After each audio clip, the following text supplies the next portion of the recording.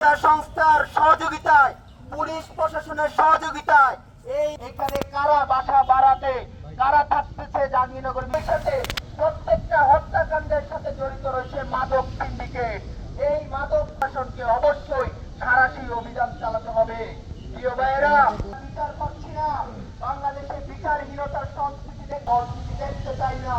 আমরা ইতি করবো আমাদের অনেক ছোট ভাই, অনেক ছোট বোন বিশ্ববিদ্যালয়ের চরিত্র, আমাদের ছোট বোন শারমিন হত্যার বিচার হতে হবে, আমাদের খেয়াল রাখতে হবে।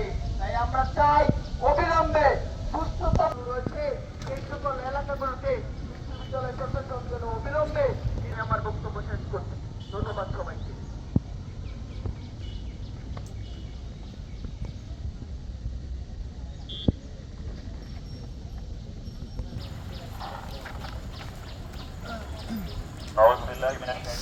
সবারই প্রত্যাশা থাকে, সবাই এটি কল্পনা করে যে সংসারটি হবে দুজনের ভ্রাতৃত্ব মমত্ব, এবং দুঃখজনক ব্যাপার এটি শেষ পর্যন্ত হত্যাকাণ্ডের দিকেও আসলে ধাবিত হয়। সবার প্রিয় শিক্ষার্থী আমাদের বোন শারমিন জাহান খাদিজা গত 15ই আর নিজ বাসায় স্বামী কর্তৃক হত্যার শিকার হয়েছেন। আমরা এর তীব্র নিন্দা জানাই। যেন নষ্ট না হয়, তদন্ত প্রক্রিয়ায় কোনো প্রকার যেন হস্তক্ষেপ বাধা সৃষ্টি না হয়, সেই জায়গায় আমরা সবসময় সচেতন যে তার স্বামী ফাহিম হত্যার পর্যাপ্ত উপাত্ত পুলিশের কাছে রয়েছে, কিন্তু তার স্বামী যথেষ্ট চতুরতার আশ্রয় নিচ্ছে, পরিবর্তন করছে। আমরা এই বিশ্ববিদ্যালয় প্রশাসনকে এবং পুলিশ প্রশাসনকে আহ্বান জানাই এবং সর্বশেষ যে পোস্টমর্টেম রিপোর্ট, যেটি অত্যন্ত গুরুত্বপূর্ণ একটি রিপোর্ট, যেটি আসলে দীর্ঘসূত্রী সত্তর যেন নিয়ে আসা হয়, বিচার প্রক্রিয়াকে যেন দ্রুততম। গত 5 বছরে প্রায় 35,000-এর বেশি নারী নির্যাতনের কেসগুলো নিষ্পত্তির অপেক্ষায় রয়েছে। বাংলাদেশের নারী নির্যাতনের কেসগুলো নানা রকম সামাজিক রাজনৈতিক চাপ এই প্রভাব। মেয়েটাকে বিয়ে দিছি, আমি জানি আমি বিয়ে দিছি, কিন্তু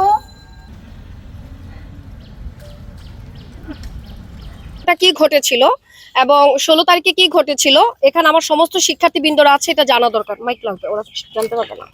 লিখেন যে আমাদের একজন শিক্ষার্থী অসুস্থ, এটা জানার সাথে সাথে আমি 4:42 প্রক্টরকে ফোন দেই যে আমাদের শারমিন অসুস্থ, আপনি কিছু জানেন কিনা। তো উনি বললেন যে আমি শুনেছি শি ইজ নো মোর। তখন উনি বলেন যে ও এনামে আছে। তো তখন ইফতারের সময়, ওই সময় এট এ টাইম আমি বেরিয়ে যাওয়ার পরে আমার যেতে যেতে ইফতারের কাছাকাছি সময় বোধহয় আমি এনামে আসি, এসে দেখি লাশটা পড়া। কোনো ধরনের কোনো উদ্যোগ নেওয়া না যে ডেথ সার্টিফিকেট বের করতে হবে, লাশটাকে কোথায় নিয়ে যেতে হবে। লাশটা কিন্তু আনা হয়েছে আরো অনেকক্ষণ আগে। আমার প্রথম প্রশ্ন প্রশাসনের কাছে যে আমার মেয়েটার লাশটা এতক্ষণ পর্যন্ত ওখানে কেন পড়ে থাকলো, এটা হচ্ছে আমার প্রথম প্রশ্ন। আমি গিয়ে ওখানে এনাম মেডিকেলে যে প্রশাসন, একদম টপ ম্যানেজমেন্ট, তাদের সাথে কথা বলে ডেথ সার্টিফিকেটের ব্যবস্থা করে লাশটাকে পাঠানোর ব্যবস্থা করি। এটা এক। ডিপার্টমেন্টের চেয়ারম্যান আমি এবং আমার পাশে যে আছে, আমরা 3টা মানুষ দাঁড়িয়ে আছে একটা গাড়ির জন্য। আমরা প্রশাসন থেকে একটা গাড়ি পাইনি সোহরাওয়ার্দী মেডিকেলে আসার জন্য, কি কারণে পেলাম না। 7:46 পর্যন্ত আমি প্রক্টরকে ফোন দিয়েছি, উনি বলছে আপনি তো গাড়ি চান নাই। মাই কোশ্চেন ইজ গাড়ি চাইতে হবে কেন? জাহাঙ্গীরনগর বিশ্ববিদ্যালয়ের একটা শিক্ষার্থী মারা গেছে, আমরা গাড়ি চাইবো নাকি ওনারা একজন আসবে? আমি বলেছি 2জন সিকিউরিটি অফিসার দেন এখানে, আপনাদের আরো কিছু লোকজন দেন আমাদের সাথে, আমরা অসহায় বোধ করছি। ওখানে দাঁড়িয়ে সাভারের ওসি আশুলিয়ার ওসি ওখানে দাঁড়িয়ে আমি কথা বলেছি। আচ্ছা যাই হোক, ওনারা গাড়ি দিল না বিশ্ববিদ্যালয় থেকে। চেয়ারম্যান মহোদয় উবারের ব্যবস্থা করলেন। হরিকৃষ্ণ কুন্ডু স্যার, আমি এবং আমার শিক্ষার্থী আন্তর্জাতিক সম্পর্কে সামিহা, আমরা 3 জন আসলাম সোহরাওয়ার্দী উদ্যান। কয়টা বাজে আসলাম সোহরাওয়ার্দী হাসপাতালে? 8:30 আমরা সোহরাওয়ার্দীতে পৌঁছালাম। তার আগে 7:30টার মধ্যে শারমিনের লাশটা যে ওখান থেকে ব্যবস্থা করেছি পৌঁছেছে। ওখানে গিয়ে দেখি শারমিনের লাশটা পুরো পড়ে আছে, পানি বের হচ্ছে। ওখানে গিয়ে আমি জানতে চাইলাম যে এখানে কেন এভাবে পড়ে থাকবে লাশটা। বলছে যে এখানে মর্গে ফ্রিজ নষ্ট। আমার প্রশ্ন হচ্ছে বাংলাদেশের স্বাস্থ্য মন্ত্রণালয়ের কাছে, একটা হাসপাতালে ফ্রিজ নষ্ট থাকে আপনারা জানতে পারেন না কেন? কেন আমাদেরকে রাতের 11:27 পর্যন্ত অপেক্ষা করতে হলো একটা মর্গের জন্য, লাশের জন্য? এরপরে আমি সাথে সাথে ফরেনসিক ডিপার্টমেন্টের চেয়ারম্যানকে ফোন দিলাম, ডক্টর দিশা আমাকে জানালেন যে আমাদের ফ্রিজ নষ্ট, লাশ সারা রাত এভাবে পড়ে থাকবে। ততক্ষণ লাশের মধ্যে পানি পড়া শুরু হচ্ছে। আমার শিক্ষার্থীরা অসহায়ের মতো দাঁড়িয়ে আছে। আমি বললাম আমি এখানে স্ট্রাইক করব, যতক্ষণ পর্যন্ত আমার শিক্ষার্থীর লাশ মর্গে রাখা না হবে। এরপর আমি হাসপাতালের ডিরেক্টরকে ফোন দিলাম, বলে যে আপনি তাহলে এই সাইডে আসেন, দুইটা ডিপার্টমেন্ট সোরাদি মেডিকেলের। তখন কলেজের এসে গেলাম, ওখানে গিয়ে কথা বলে ডিরেক্টরের সাথে কথা বলে 11টা 27 মিনিটে, রাত 11টা 27 মিনিটে, যেই লাশটা 4টা থেকে মৃত অবস্থায় আছে, আমরা জানি না সে আরো কতক্ষণ আগে মারা গেছে। 11টা 27 মিনিটে আমি তার আগে 10:30টার দিকে স্বাস্থ্য সচিবকে ফোন করলাম। আমি স্বাস্থ্য সচিবকে ফোন করে বলেছি, আপনি কি চান এখন আমি স্বাস্থ্য মন্ত্রীকে ফোন করি? আপনি কি চান 700 একর থেকে আমার শিক্ষার্থীরা এসে এখানে স্ট্রাইক করুক? আপনি 10 মিনিটের মধ্যে আমার মর্গের ব্যবস্থা করবেন।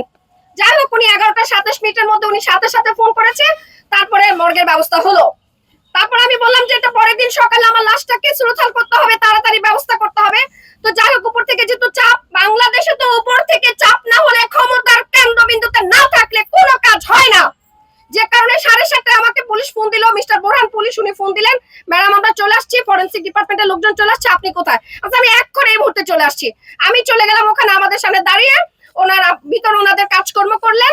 ততক্ষণে দেখি ফরেনসিক হাসপাতালে যে মেইন গেট, সেটা সিসিটিভিটা নষ্ট। এরপরে দেখি ওখানে লাশ কাটে যে ড্রাইভার, সে এই হলো বাংলাদেশের স্বাস্থ্য কাঠামোর অবস্থা। এরপরে টোটাল বিষয়টা ওনারা সাথে সাথে ডিরেক্টর আসেন, আসার পরে সুরতালে যে জিনিসপত্রগুলো, যে কেমিক্যাল গুলো, সেগুলো পাঠানো হয়।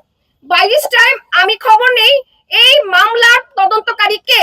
এই যে আমার হাতে দুটো কাগজ আছে, মিডিয়া আছেন দেখবেন। এই মামলার তদন্তকারী আশুলিয়া থানার মিস্টার শাহিদুজ্জামান, আমার বিশ্ববিদ্যালয়ের সন্তান, 41 ব্যাচের। আমি সকালবেলা তার সাথে কথা বলেছি, আমি বললাম তুমি আমাকে আপডেট দাও। সে আমাকে বললো বিভাগীয় প্রধান ফরেনসিক মেডিসিনকে আমি 27 তারিখে একটা চিঠি পাঠিয়েছি ভিকটিমের মৃত্যু সংক্রান্ত তথ্য জানানোর জন্য। আরেকটা হচ্ছে চিফ জুডিশিয়াল ম্যাজিস্ট্রেট আদালত আশুলিয়া থানাতে 31 তারিখে, আজকে গতকাল চিঠি গেছে। এখন আমার প্রশ্ন হচ্ছে, আমাকে কেন ফোন করতে হলো? প্রশাসন কি ঘুমিয়ে আছে? কেন আমাকে ফোন করতে হলো? শারমিন কি শুধু পাবলিক অ্যাডমিনিস্ট্রেশনের শিক্ষার্থী, নাকি শারমিন জাহাঙ্গীরনগর বিশ্ববিদ্যালয়ের শিক্ষার্থী? আমার কেন এটা উদ্ধার করতে হলো এই কাগজটা? আমি সাথে সাথে ফরেনসিক ডিপার্টমেন্টের চেয়ারম্যানকে কিছুক্ষণ আগে পাবো। শিক্ষার্থী আমরা, আমি যখন আমার বাচ্চাগুলোকে টুরে নিয়ে যাই, আমি কখনো বিচে নামি না, যদি ওরা বিচের মধ্যে পড়ে যায়, যদি ওদের কষ্ট হয়। আর সেই মেয়েকে আমি রক্ত ঝরতে দেখেছি, এরকম ভাবে মৃত অবস্থায় দেখেছি। আমি বলবো প্রশাসন, আপনারা যারা ঘুমায় আছেন, ওই কাগজে কলমে চটকদারি বক্তব্য না দিয়ে এই দুইটা চিঠি আমার কাছ থেকে সংগ্রহ করেন, যদি পুলিশ অফিস থেকে না করতে পারেন। সকালে আমি আশুলিয়া থানার ওসিকে ফোন করে বলেছি যে আপনাদের অগ্রগতিটা খুব তাড়াতাড়ি আমরা দেখতে চাই, স্টুডেন্টদের অগ্রগতি জানতে চাই। এই দায়িত্বটা আমাদের না, এই দায়িত্বটা বিশ্ববিদ্যালয় প্রশাসনের। আমি বিশ্ববিদ্যালয় প্রশাসনের কাছে এই দুইটা কাগজ দেখিয়ে রাখলাম, চাইলে আমার থেকে নিতে পারে, না চাইলে শহীদুজ্জামানের থেকে উদ্ধার করতে পারে। ধন্যবাদ সবাইকে।